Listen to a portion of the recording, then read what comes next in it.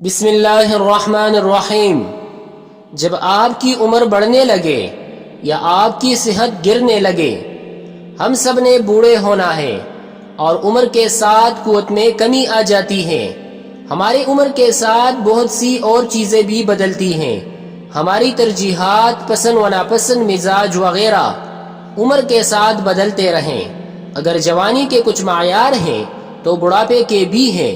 اس حقیقت کا سامنا پروکار طریقے سے کریں اور اس تجربے کا بہترین فائدہ اٹھائیں۔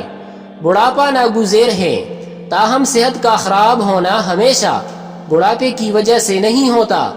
اپنے جسم کو سننا شروع کریں۔ 40 سال کے بعد آپ کے جسم اور اس کی ضروریات میں تیزی سے تبدیلی آتی ہے۔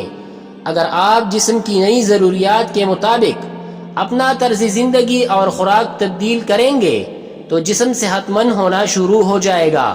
یاد رکھیں کہ مثبت عادات بڑھاپے کے عمل کو سست کر دیتی ہیں یا کم کر دیتی ہیں، اور جو لوگ ایمان لائے اور انہوں نے نیک کام کیے، ہم کسی شخص کو اس کی قدرت سے زیادہ کام نہیں بتاتے، وہی لوگ جنت والے ہیں اور وہ اس میں ہمیشہ ہمیشہ رہیں گے۔ 30 سال کی عمر میں آپ کے جسم کو جن غذائی اجزاء، معدنیات وغیرہ کی ضرورت ہوتی ہیں وہ 40 سال کی عمر میں نہیں ہوتی۔ جسم کی ضروریات کے بارے میں جانیں اور اپنے ساتھی کے ساتھ مل کر ان ضروریات کو پورا کرنے کا اہتمام کریں۔ مثال کے طور پر متوازن غذا لینا شروع کریں۔ روزانہ صبح 2 کلومیٹر سیر کریں۔ ہر روز 1 کپ دودھ پیئے۔ چکنائی والے غذا کم کر دے۔ تازہ غذا استعمال کرے۔ رات کا کھانا کم کر دے اور سونے سے کم از کم 3 گھنٹے پہلے کھائے۔ پانی زیادہ پیے۔ گرم غذا اور پانی کو ترجیح دے۔ تازہ جوس استعمال کرے۔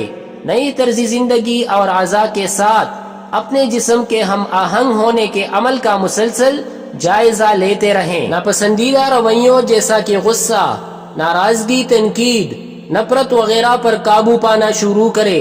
یہ جذبات دوسری چیزوں سے زیادہ صحت کو نقصان پہنچاتے ہیں۔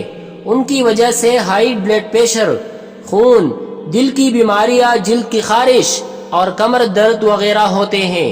مسکراہٹ، معافی، محبت اور انکسار کے ساتھ رہیں۔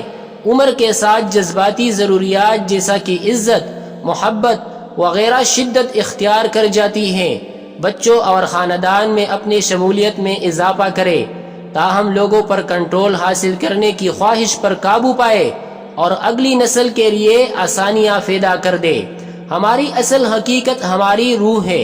اپنی روحانی ضروریات کو جانیں اور پورا کرنے کی منصوبہ بندی کرے۔ اللہ تعالیٰ کو اپنی زندگی میں پہلے سے بھی زیادہ شامل کرے۔ نماز ادا کرے، قرآن کی تلاوت کرے، اپنے علاقے کے کاموں میں حصہ لے یا کسی فلاحی ادارے کے لیے کام کرے۔ متحرک شہری بنے، کسی بچے کو پڑھائے یا اس کی تعلیم کے اخراجات اٹھائے، اپنے ماحول کی حفاظت کرے۔